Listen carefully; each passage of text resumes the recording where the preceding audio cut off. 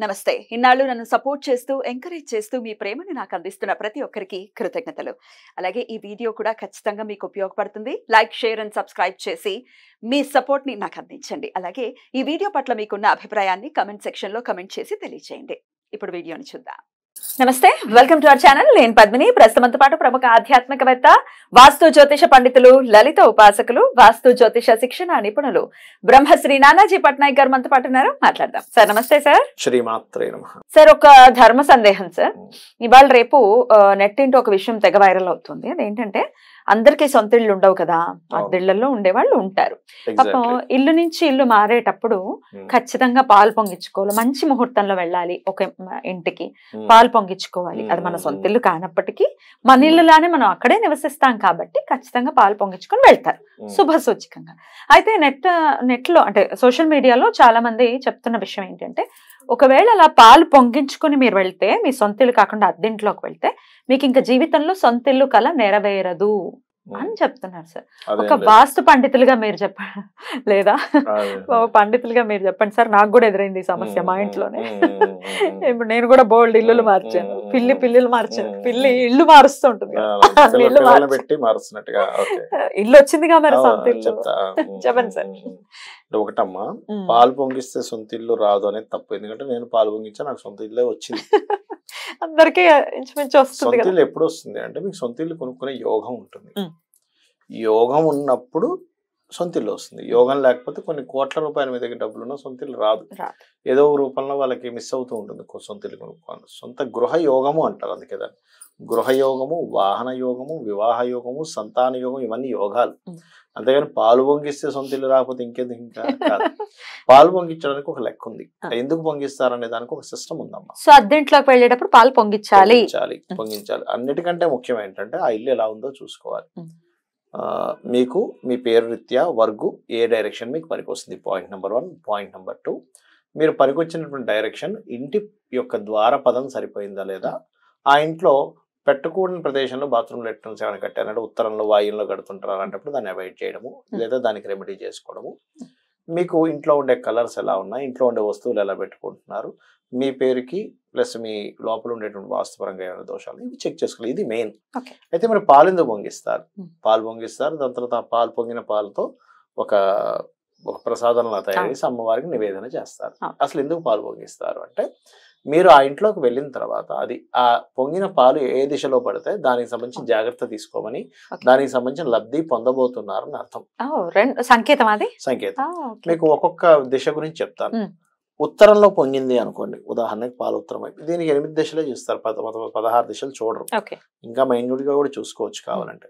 ఉత్తరంలో పొంగింది పాలు, మీకు ధన ప్రాప్తి చాలా మంది. అందుకే కొంచెం ఉత్తరం వైపు బెండ్ చేసి మరి అంటే ఇష్టం, మనిషి ఆశ, తప్పే ఉంది. ఆశాజీవి అంటే నేచురల్ గా పొంగాలి అని ఆశాజీవి అంటే అలాగైనా కనీసం మనకి వస్తాయి లే అని ఒక చిన్న ఆశాజీవి.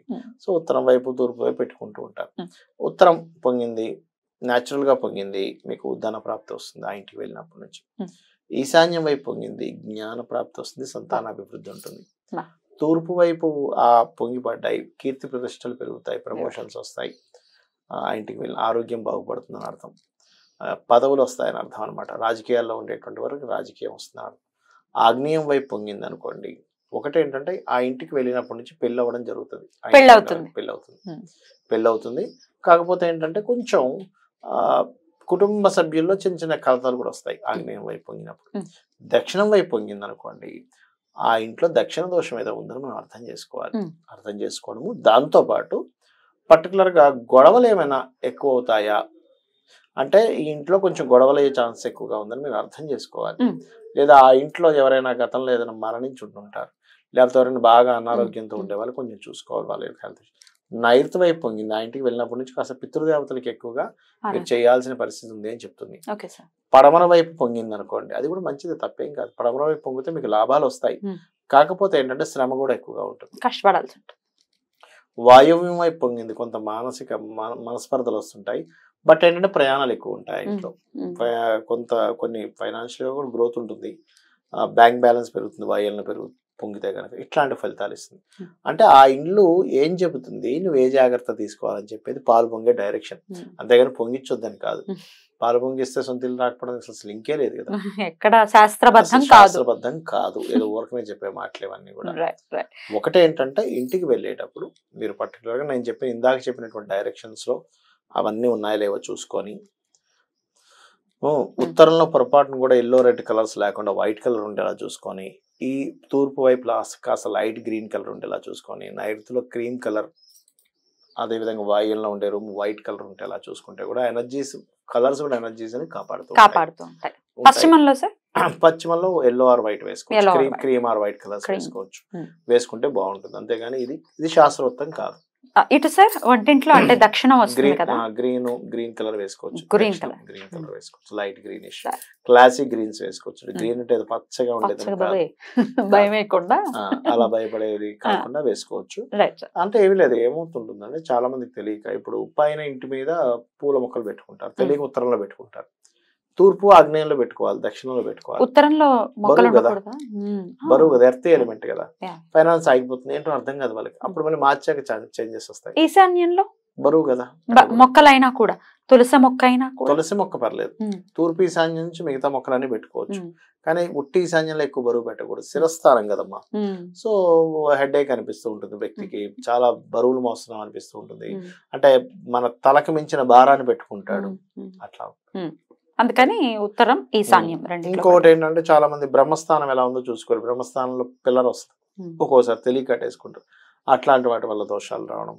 కొంతమందికి వాళ్ళ జన్మజాతకంలో 4వ భావం యాక్టివ్ గా ఉండదు, 3వ స్థానము 6వ స్థానం ఇవి యాక్టివ్ గా ఉంటాయి. అలాంటప్పుడు వాళ్ళు కట్టుకోరు ఇల్లు, కట్టుకోకపోవడమే మంచిదని చెప్తారు ఎవరికి జన్మజాతకంలో అయినా. ఇప్పుడు చూడండి, నేను మొన్న ఒక జాతకం చూశాను, ఆయనకు ఒకటే చెప్పాను, బాబు నువ్వు ఎంత స్థలాలు గృహాలు కొనుక్కుంటే అంత బాగుంటుంది. ఆయనకి ఆయన చెప్పాడు, అవును సార్ నేను స్థలం కొనుక్కుంటే బాగుంది, ఇంకా కొంటూనే ఉన్నాను, గృహం కొంటూనే ఉన్నాను, నిజంగా సార్ నేను ఒక వెహికల్ కొన్నా అక్కడ నుంచి స్టార్ట్ అయింది అన్నాడు. అదే ఇంకొక జాతకం చూసినప్పుడు నీ పేరు మీద కొంటే నువ్వు డౌన్ ఫాల్ అవుతావు అంటే ఆయన చెప్పాడు, కరెక్టే సార్, నేను ఎప్పుడైతే ప్రాపర్టీ కొంటానో నా లైఫ్ మొత్తం డౌన్ ఫాల్, ఇది అమ్మేసేదాకా నాకు మనశ్శాంతి ఉండదు, అమ్మేసి మళ్ళీ అద్దెంట్లోకి వెళ్ళాక మళ్ళీ రైజ్ స్టార్ట్ అవుద్ది, మళ్ళీ ప్రాపర్టీ కొంటా మళ్ళీ డౌన్ అవుతుంది. దీనికి ఏం చేయాలని ఒకటే చెప్పా, నీ పేరు మీద కొనకు, నీ జీవిత భాగస్వామి లేదా నీ పిల్లల పేర్ల మీద కొనవు. ప్రాపర్టీ బాగోలేని యోగం ఉన్న వాళ్ళు ప్రాపర్టీ వాళ్ళ పేరు మీద కొనకూడదు. అది 2 వీలర్ కావచ్చు, 4 వీలర్ కావచ్చు, ఆభరణాలు కావచ్చు, ల్యాండ్ కావచ్చు.